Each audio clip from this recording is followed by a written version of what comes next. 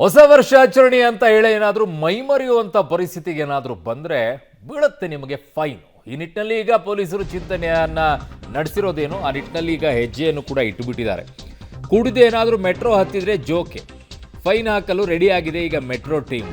ಮತ್ತು ಇನ್ನೇನಕ್ಕೆ metro open ಮಾಡ್ತೀರಪ್ಪ, ಪಾಪ ಅವ್ರೇನಲ್ಲಿ ಹೋಗಿ ಡ್ಯಾನ್ಸ್ ಕುಣಿಯಕ್ಕೆ ನೋಡಿರ್ತಾರ ಅಲ್ಲಿ. ಅಯ್ಯೋ ಕತೆ, ಫೈನ್ ಹಾಕೋಕೆ ರೆಡಿಯಾಗಿದ್ದಾರಂತೆ ಮೆಟ್ರೋ ಟೀಮು. ಹುಚ್ಚಾಟ ಆಡುವವರ ಮೇಲೆ ಹದ್ದಿನ ಕಣ್ಣಿಟ್ಟಿದೆ, ಹುಚ್ಚಾಟ ಮಾಡೋರ ಮೇಲೆ ಕ್ರಮ ತಗೊಳ್ಳಿ. ಅವನು ಕುಡಿದವ ಅಂದರೆ ಎಲ್ಲರೂ ಚೆಕ್ ಮಾಡ್ತೀರಾ ಮೆಟ್ರೋದಲ್ಲಿ ಹತ್ತವ್ರನ್ನೆಲ್ಲ, ಈ ಪೊಲೀಸರು ಚೆಕ್ ಮಾಡ್ತಾರಲ್ಲ ಅಲ್ಲಲ್ಲಿ. ಚೆನ್ನಾಗಿದೆಯಪ್ಪ. ಹೊಸ ವರ್ಷದ ಸಂಭ್ರಮದ ಹೆಸರಿನಲ್ಲಿ ಈಗ ಜೇಬಿಗೆ ಬರೆ ಬೀಳೋದಂತೂ ಗ್ಯಾರಂಟಿ ಅಂತ ಹೇಳ್ತಾ ಇದ್ದಾರೆ. ಎಲ್ಲರಿಗೂ ಅವಕಾಶ ಇದೆ, ಬಟ್ ಏನಂದರೆ ನೀವು ಯಾವುದೇ ಸಭ್ಯತೆಯಿಂದ ವರ್ತಿಸಬಾರ್ದು ಅಷ್ಟೇ. ಹೌದು, ಸೆಕ್ಯೂರಿಟಿ ಇದ್ದೇ ಇರ್ತದೆ, ಸೆಕ್ಯೂರಿಟಿನೂ ಜಾಸ್ತಿ ಆಗಿರ್ತದೆ, ಟ್ರೈನ್ಗಳು ಇರ್ತವೆ, ಎಲ್ಲ ಇರ್ತದೆ.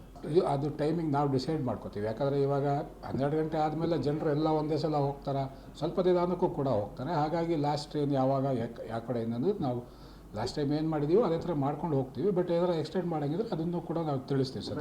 ಯಾವುದು ಆಗೋದಿಲ್ಲ, ಯಾಕಂದರೆ ಇಷ್ಟು ವರ್ಷದಲ್ಲಿ ನಾವು ನಮ್ಮ ಸೆಕ್ಯೂರಿಟಿ ಪ್ರಕಾರ ನಾವು ಯಾವುದು ಆ ಥರ ಯಾವ ಘಟನೆಯೂ ಇಲ್ಲ. ಅಕಸ್ಮಾತ್ ಅವನು ತುಂಬ ತೂರಾಡ್ಕೊಂಬಂದ ಅವನು ನಿಂತ್ಕೊಳ್ಳೋಕ್ಕೆ ಆಗಲ್ಲ ಅಂದವ್ರಿಗೆ ನಾವು ಎಂಟ್ರಿನೇ ಕೊಡೋದಿಲ್ಲ. ಎಲ್ಲರಿಗೂ ಅವಕಾಶ ಇದೆ, ಬಟ್ ಏನಂದರೆ ನೀವು ಯಾವುದೇ ಸಭ್ಯತೆಯಿಂದ ವರ್ತಿಸಬಾರ್ದು ಅಷ್ಟೇ. ಹೌದು, ಸೆಕ್ಯೂರಿಟಿ ಇದ್ದೇ ಇರ್ತದೆ, ಸೆಕ್ಯೂರಿಟಿನೂ ಜಾಸ್ತಿ ಆಗಿರ್ತದೆ, ಟ್ರೈನ್ಗಳು ಇರ್ತವೆ, ಎಲ್ಲ ಇರ್ತದೆ. ಅದು ಟೈಮಿಂಗ್ ನಾವು ಡಿಸೈಡ್ ಮಾಡ್ಕೋತೀವಿ. ಯಾಕಂದರೆ ಇವಾಗ 12 ಗಂಟೆ ಆದಮೇಲೆ ಜನರು ಎಲ್ಲ ಒಂದೇ ಸಲ ಹೋಗ್ತಾರೆ, ಸ್ವಲ್ಪ ನಿಧಾನಕ್ಕೂ ಕೂಡ ಹೋಗ್ತಾರೆ. ಹಾಗಾಗಿ ಲಾಸ್ಟ್ ಟ್ರೈನ್ ಯಾವಾಗ ಯಾವ ಕಡೆಯಿಂದ ಅಂದರೆ ನಾವು ಲಾಸ್ಟ್ ಟೈಮ್ ಏನು ಮಾಡಿದ್ದೀವೋ ಅದೇ ಥರ ಮಾಡ್ಕೊಂಡು ಹೋಗ್ತೀವಿ. ಬಟ್ ಏನಾದ್ರು ಎಕ್ಸ್ಟೆಂಡ್ ಮಾಡೋಂಗಿದ್ರೆ ಅದನ್ನು ಕೂಡ ನಾವು ತಿಳಿಸ್ತೀವಿ. ನನ್ನ ಸಹೋದ್ಯೋಗಿ ಈಗ ಪ್ರಕಾಶ್ ಡಿ ರಾಂಪುರ್ ನನ್ನ ಸಂಪರ್ಕಕ್ಕೆ ಸಿಗ್ತಾ ಇದ್ದಾರೆ. ಪ್ರಕಾಶ್, ಫೇರ್ ಅಂತ ಕಾಣಿಸುತ್ತೆ, ಸಭ್ಯವಾಗಿ ಎಲ್ಲ ಕಡೆನೂ ವರ್ತಿಸಬೇಕು. ಬಟ್ ಎಣ್ಣೆ ಕುಡ್ಕೊಂಡೇ ಬರಬೇಡಿ ಅಂತಂದರೆ ಕಷ್ಟ ಆಗ್ಬಿಡುತ್ತೆ. ಪಾಪ ಹೋಗೋದೇ ಅದಕ್ಕೋಸ್ಕರನೇ ಅವರು. ಇನ್ನು ಅವ್ರು ಎಣ್ಣೆ ಕುಡ್ಕೊಂಡೇ ಬರಬೇಡಿ ಅಂದರೆ ಎಲ್ಲರನ್ನೂ ಮೀಟರ್ ಇಟ್ಟು ಚೆಕ್ ಮಾಡೋಕ್ಕೂ ಆಗೋದಿಲ್ಲ. ಬಟ್ ಅಸಭ್ಯವಾಗಿ ವರ್ತನೆಯನ್ನು ಮಾಡಿದರೆ ಡೆಫಿನೆಟ್ಲಿ ದಂಡ ಆಗ್ತಾರೆ. ಅದು ಬಸ್ನಲ್ಲೂ ಕೂಡ ಇದೆ ಅಂತ ಕಾಣಿಸುತ್ತೆ. ಎಲ್ಲ ಕಡೆನೂ ಈ ಜಾರಿಯಲ್ಲಿದೆ ಈ ನಿಯಮ ಅಲ್ವಾ?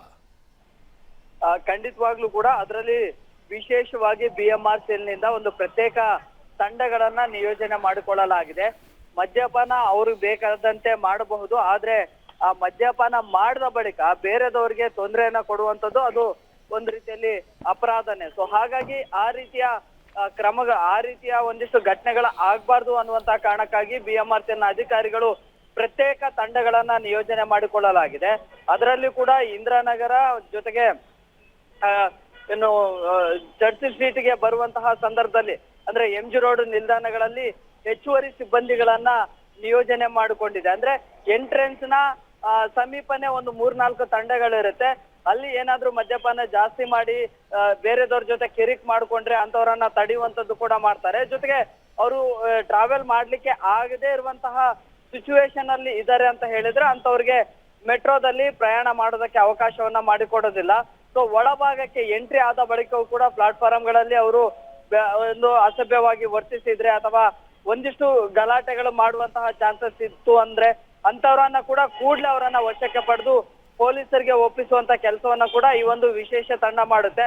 ಸೊ ಎಲ್ಲಾ ರೀತಿಯಿಂದಲೂ ಕೂಡ ಈಗ ಸಿದ್ಧತೆಯನ್ನ ಮಾಡಿಕೊಂಡಿದೆ. ಎಲ್ಲೂ ಕೂಡ ಟ್ರಾವೆಲ್ ಮಾಡುವಂತ ಸಂದರ್ಭದಲ್ಲಿ ಪ್ರಯಾಣಿಕರಿಗೂ ಕೂಡ ತೊಂದರೆ ಆಗ್ಬಾರ್ದು. ಜೊತೆಗೆ ಟ್ರಾವೆಲ್ ಮಾಡ್ಲಿಕ್ಕೆ ಬರ್ತಾ ಇದ್ದಂತಹ ಸಾರ್ವಜನಿಕರು ಹೊರಭಾಗದಲ್ಲೇ ಯಾರು ಇರ್ತಾರಲ್ಲ ಅವ್ರಿಗೂ ಕೂಡ ತೊಂದರೆ ಆಗ್ಬಾರ್ದು ಅನ್ನುವಂತ ಕಾರಣಕ್ಕಾಗಿ ಈ ಒಂದು ಪ್ರತ್ಯೇಕ ತಂಡಗಳನ್ನ ನಿಯೋಜನೆ ಮಾಡಿಕೊಂಡಿದ್ದಾರೆ.